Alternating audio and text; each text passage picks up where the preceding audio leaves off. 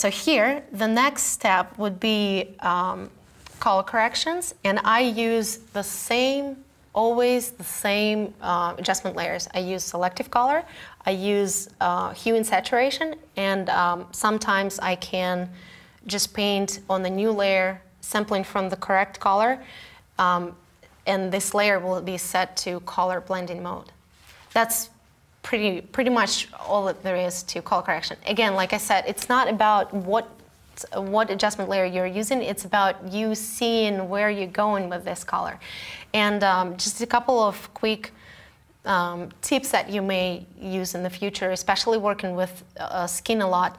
The reason why I love selective color adjustment layer is that because when you are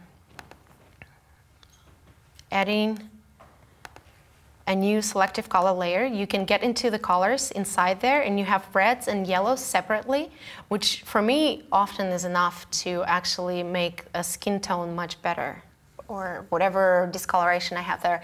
If the color of the skin is too yellow, I can get into the reds and subtract yellows like that. And the skin becomes a little bit more magenta. I mean, for this image, of course, it wouldn't work, but you can do that. If the color of the skin is a little bit too pink, you want it a little bit more bronze or yellow, then you just subtract magentas from the reds. If the shadows on the image, like here, because she's surrounded by the grass and that throws a lot of greens onto the shadows and kind of shifts the color of the warm color of the skin, and the shadows becomes more like green, cyan. If you take the cyans out of the reds, then the shadows become much warmer. That's pretty much it. Seriously, that's enough to do a lot of things with skin. I never stop at just one selective color layer. I may add a whole bunch of them. And as you can see here, I've done that. And not only I add a lot of them and change the settings in each one of them, I also unmask in different areas. So I kind of inspect the image closely, and I look at what needs, the warmer shadow, a little bit too much yellows in one cheek and not enough in the other. I will add an adjustment layer for each one and unmask just that part. So you can see this is for the chest. I took a little bit of magentas out and added a little bit of cyan, and it's always different. It's not something that will be the same from image to image. It's just to show you that I can separate all different areas and attack them with its separate layer and unmask them. So that's color corrections. Again, we can't stop there.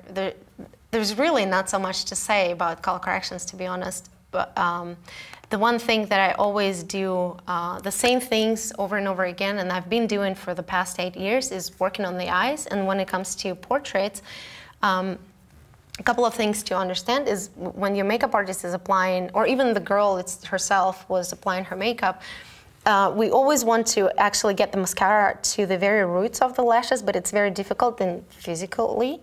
So if you see that there is a little gap between where the makeup ends and the roots of the mascaras, darken it a little bit. You can just add a new layer set to multiply blending mode, sample right from the color of the mascara or of the whatever makeup around the mascara, the eyeliner or anything, and with that same color, just fill it in a little bit. And I'm talking about this little gap here, right here. So by adding, just one second, I need to move this again. It's a little bit different setup for my resolution for my screen, so I can't get my panels visible the way they're supposed to be. So you add a new layer, set it to multiply, and sample right from there with a normal brush, and paint right there to darken, just to fill that gap. And if it's too much, as always, just adjust the opacity.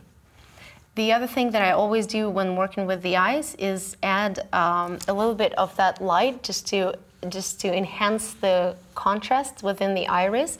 I add a new layer and paint with a white brush on the opposite side of the most pronounced catch light.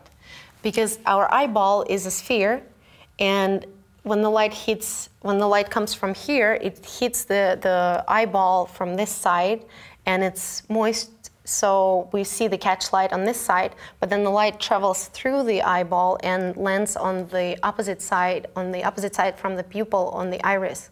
So it's usually, if the catch light is here, then the brightest part of the iris will be on the opposite side, and the pupil is in the middle. So in this case, the light is coming kind of a little bit lower than her eye level, and you can see it by from the placement of the catch light. Normally, I would have to paint it a little bit up higher, so it's exactly on the opposite side. But what we see in real life, usually that areas are a little bit darkened on the iris because of the shadows from the eyelids. So I'm kind of cheating a little bit, and in this case I'm brightening the opposite side, but not where it's supposed to be, and most likely nobody will notice unless I explain it. So just to kind of add that depth into the eye.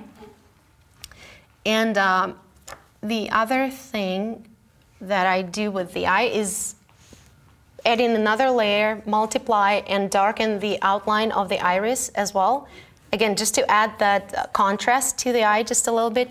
And one last thing that I did here, I don't always do it, but it can help sometimes. Adding a hue and saturation layer and shifting the colors just a little bit to add a little bit of color to the iris. In this case, I made it a little bit bluer, which you don't really have to. But I just did it to show you that sometimes I do. If I'm dealing with someone who's got gray color, if I know that it's supposed to be a little bit bluer or a little bit greener, then I will just enhance that color a little bit. Again, not to overdo it, I always make sure that I take the opacity down.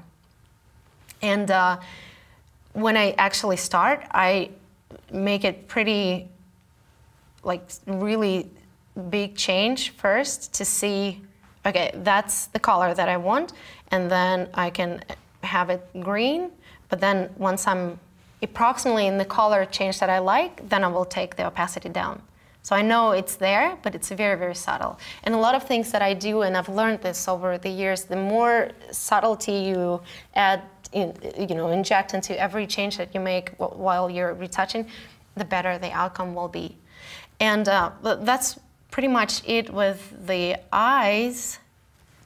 Dodging and burning in this case, just like I said, I will talk more about dodging and burning tomorrow. Here I didn't do any pixel by pixel dodging and burning. It was only the accents on her face. I'm not sure if you can see it, but I can definitely see it well on my screen. What I did here was actually I turned off my frequency separation layer, and I watched closely where I shifted the highlights and shadows when I was applying the frequency separation, so that changed the light distribution on her face. And with the dodging and burning, I was actually able to get that back. And if you look at this area, with the frequency separation, I darkened that a little bit too much. With the dodging and burning, I actually opened it up a little bit. I added a little bit of highlight so that the shape of her face kind of went back to where it was initially. So I don't change the face very much with my previous changes.